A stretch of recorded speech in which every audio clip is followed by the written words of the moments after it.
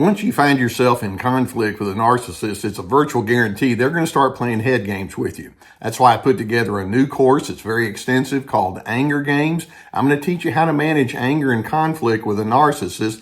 There's a link below that's going to show you how to register, and I hope that you find it to be very insightful.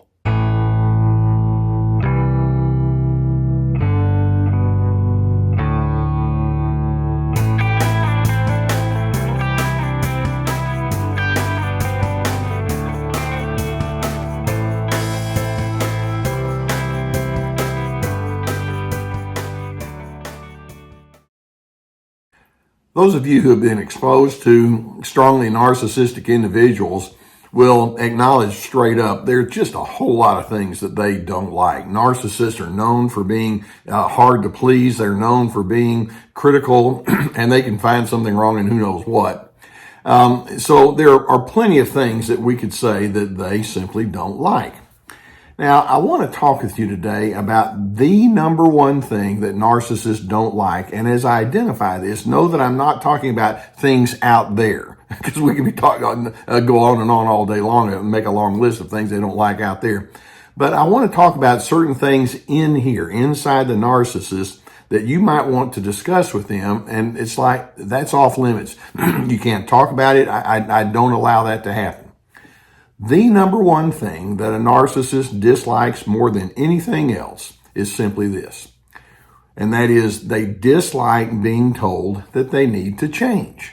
I want you to think, how many times have you approached that narcissistic person with all of their manipulations and control and condescension and the erroneous ways that they treat you, and you've said, we need to talk. There's something dreadfully wrong here. And how many of them say, well, I'd love to talk with you. They don't go there because it's like, no, that's off limits. Now, sometimes a narcissist can be caught so red-handed, if you will, in some of their egregious behaviors that they have to at least acknowledge out loud, okay, that was wrong, I shouldn't have done that. I mean, for example, it could be that there's a really bad violent outburst or money schemes that have gone bad, or maybe they've been dominated by addictions, or they've had some sort of moral failure or pervasive irresponsibility, and it's like, okay, we have to talk about it. But even then, when the issues are glaringly obvious, when you start suggesting we need to take a look at who you are from the inside out and we need to figure out what needs to change, it's like, no. They dislike that severely.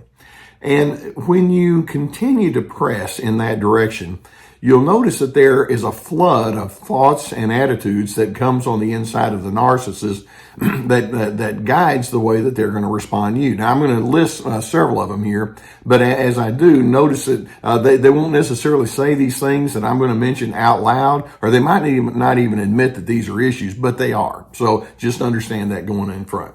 For example, when you say to the narcissist, we need to talk about things in you that need to change, first, their thinking is nobody, and I mean nobody, is going to humiliate me.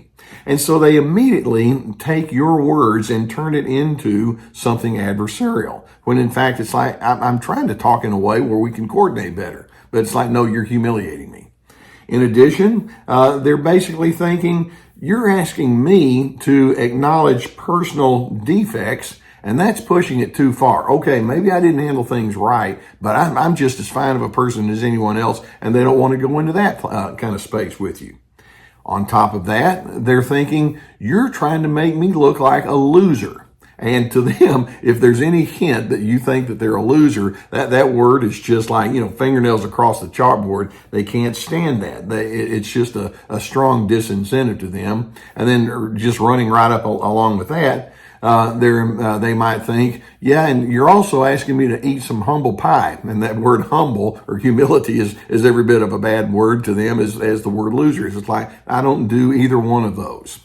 In addition, and this is one that they will never say out loud, and it may be on the subconscious level, but when you tell a narcissist they need to change, they might think, I don't want to have to give up my victim's benefits. You see, so many times when something has gone wrong in your life with that narcissist, what they'll do is they'll grab the victim status first. You've made my life miserable. If I do have a problem, it's because of how you have inflicted it upon me. And so for them to take responsibility and say, yeah, I need to change, it means, no, I have to give up the benefits that go along with me being a victim. And I don't think I want to do that. Then they're also thinking, okay, if I give one admission about things on the inside of me that's different, then you're going to want more admissions, and I'm not going to play that game. And then they might come up with the perfunctory, "Hey, I already said once, I'm sorry, so back off." And so they want to push back. It's like, I don't want to have to just keep doing this admitting stuff anymore. And then what they'll do beyond that is they'll try to change the focus. And they may say something like, "Well, you're way more trouble than me," or they may put it on someone else. "Well, why don't we talk about your father? Or why don't we talk about that buddy of yours that you hang out with? I mean, they're far worse than I am, but here you are just focusing on me." And so they try to shift the attention elsewhere. In addition, as part of this, they may think, "Well, if I do have problems, my problems were created by traitors and by bumbling people. Now, yeah, maybe I did something wrong, but it was them that set me up, and I didn't have a fair shake." They're always looking for an excuse. In addition, as they think that they might have to admit that they need to change, in their mind, it's like, well, if I do that means that I'm having to let go of my control, and you're going to take control over me, and because I know that's your motive. You want to just dominate me, and I'm not going to let that happen because their control need is so powerful and so overwhelming. In addition, they think in terms of shame. That's how they were brought up. It's like, well, anything I say and do is probably going to be judged. And so when you suggest things need to change, they're thinking, well, you don't have the right to shame me. It's kind of like I've had a long list of people who have tried to do that, and now I'm the one who gets to put the shame on. And even if I do something glaringly obvious, I'm not going to let you shame me. And then in addition, they also were thinking, well, if I admit something wrong, that feels like I'm surrendering to you. And I don't want to have to do that. I have to lay down my sword. And you're not going to be my judge. And then the bottom line, and of course they won't say this, my ego's just too big to say I need to change and there's something that's wrong on the inside. At the end of it all, even though they do so many different things that are inappropriate, well, I'm still pretty impressed with me. That's how they think. So the one thing they dislike more than anything else is for you to say, there's something that needs to be changed on the inside of you. Now, you'll notice that when narcissists push back against that, it sets up all sorts of different patterns.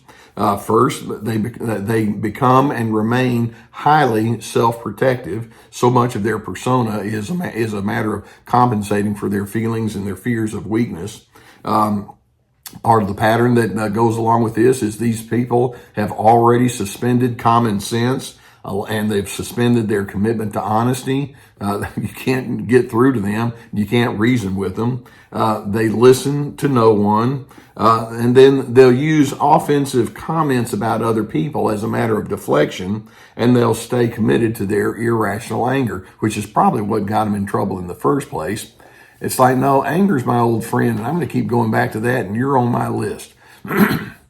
It's insidious. And when you break it down like this, it's like, this makes no sense. You're trying to say, hey, significant changes are needed. And healthy individuals can say, well, let's talk about that because I know that something's not right here. The narcissist will say, well, you're full of baloney. And they just continue on in their unhealthy course. Now, when this happens, and you wish like crazy that the narcissist could say, I do need to examine myself, and they need to have that heart discussion with you, you'll realize instead these people have no peace to draw upon, and they will continue to have no peace. They are so accustomed to their own internal chaos that has become their norm. That being said, that these individuals are going to continue in perpetuating internal tension. They just bring it with them, and it doesn't take much for it to gurgle up to the surface. If you decide that you want to go elsewhere, then you know what they'll do? First, they'll blame you and kick you in the backside, but then they'll go look for somebody else to put all of their misery in, who's not, and hopefully they're not going to say you need to change. These people have to maintain their public posturing, which is a nice way of saying they're phonies. And in the end, narcissists, because they so dislike the suggestion that they need to change, will never find the love that they say they want. They'll never find the respect that they say they want. You see, there's something that narcissists completely miss, and there's a bit of paradox in this and what I want to say. And that is when you accept the need to grow, and when you accept the need to make adjustments, especially when there's a certain element of humility involved in it, that's the best way to find freedom. When you can say, I know there's something inside of me that needs to change. You're admitting it, and it no longer has the same binding aspect to it. It's like, yes, I know I've needed to get away from this. I'm going to admit it so that I can move on. They can't think that way. If you, on the other hand, can consider yourself to be a flawed person and then acknowledge it and admit it, yes, I do need to change, then you can commit to being a lifelong learner. You can be committed to being a seeker for the better alternatives. And we have a word for that. It's called maturation. Narcissists, when you suggest there's a need for change from the inside out, sadly, they can't do it. And whatever truth you want to bring to them along those lines is completely lost. Isn't that sad? But that's where we are with it. I hope that that videos such as this can give you some good things to think about, and I hope it gives you some good insight about what you might be dealing with. If you haven't already hit that subscribe button, please do so, and we'll keep more videos coming towards you. Those of you who like to browse through on my channel, we have the video tab, and you can go back and look at a whole lot of videos that are archived there. Also, when you're dealing with something like this, I know there are times when you think, I could use some help. And, I'm a retired therapist now, and I believe deeply, obviously, in the whole practice of psychotherapy. I've been sponsored for years by the people at BetterHelp.com. There's a whole team of licensed professional therapists that you could select from. You go through the link that we have provided under the video, and then you ask a few questions or answer a few questions, and then you can select somebody. It's so good to have somebody that says, well, I do want to know who you are, and let's talk about that change process. So as the need is there, please get the help that you would need and deserve. On top of that, in my retirement, one of the things I've been doing is I've been putting together online courses, and these are very extensive. I put a lot of work into them. It would require work from you. Each course has at least 25 teaching videos, and each video has documentation, handouts, and guided questions, things like that. So the most recent and most popular one that we have right now is called Anger Games. It's about how not to get sucked into all of their anger. We also have This Is Me, about establishing your boundaries. Free to Be, Ready, Set, Connect. Those are all available underneath the video here. On my website, you can find access to webinars that I produce, 90-minute presentations, along with our podcast, many articles, my books, etc. So lots of resources. Wouldn't it be nice when you say to that narcissistic person, there's something inside of you that needs to be changed? If the person says, I've been waiting to talk about that, and I'm so glad to be able to pursue that with you. You probably had to fall over and faint. They so dislike that notion that they go straight into that deep and thick defensive mode. Okay, that's where they are. But I'm hoping that when you see that to be the case, you yourself will be the kind of person that says, well, I like self-examination, and I'm going to go into that space as much as I need to, and I'll take delight in knowing that I can learn. And when you do that, that's when you position yourself to be a person of peace.